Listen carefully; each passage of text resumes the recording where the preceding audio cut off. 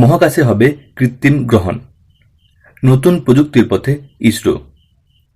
দর্শক বন্ধু, বিস্তারিত জানব তার আগে অনুরোধ করব আগের মতোই চ্যানেলটি যদি আপনি এখনও সাবস্ক্রাইব না করে গেছেন তাহলে অবশ্যই আপনাদের ছোট্ট আপডেট এভরিডে ইউটিউব চ্যানেলটি সাবস্ক্রাইব করে রাখুন এই ধরনের আরও তথ্য আগামীতে পেতে। সাথে ভিডিও লাইক দেওয়া এবং ভিডিও শেয়ার করার জন্য অনুরোধ রইল। সূর্য আর চাঁদের গ্রহণ নিয়ে পৃথিবীর মানুষের উৎসাহের শেষ নেই। কয়েকদিন আগেই আমেরিকার বিস্তীর্ণ অংশ থেকে দেখা গিয়েছে পূর্ণগ্রাস সূর্যগ্রহণ।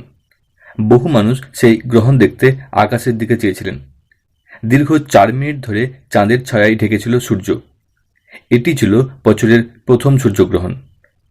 গ্রহণের মতো মহাজাগতিক ঘটনা নিয়ে এবার নতুন গবেষণা করছে ভারতের মহাকাশ গবেষণা সংস্থা ইসরো।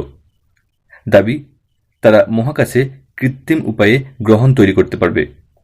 এমন প্রযুক্তি তৈরি করা হচ্ছে ইসরোর গবেষণাগারে। জানা গিয়েছে, ইউরোপের প্রবাদ 3 নামের মহাকাশযান উৎক্ষেপণ করতে চলেছে ইসরো।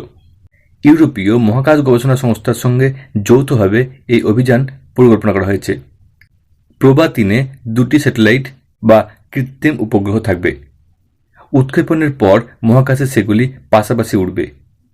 সূর্যের করোনা অংশকে বিশেষভাবে পর্যবেক্ষণ করবে এই স্যাটেলাইটগুলি, যা এর আগে করা যায়নি।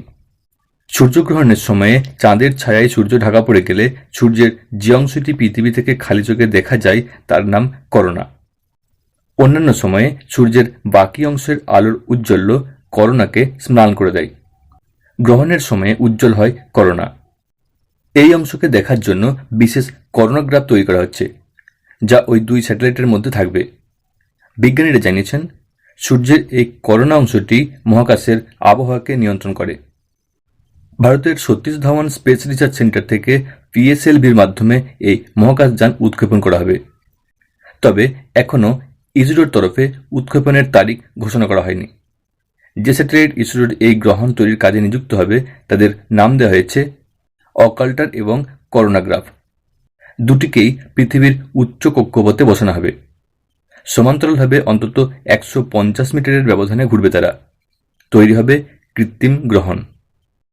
দর্শক বন্ধু, এই ধরনের আগামীতে আরও আপডেট পেতে অবশ্যই চ্যানেলটি সাবস্ক্রাইব না করে থাকলে সাবস্ক্রাইব করে রাখতে ভুলবেন না এবং সাথে অবশ্যই নোটিফিকেশন বেল আইকন অন করে রাখুন।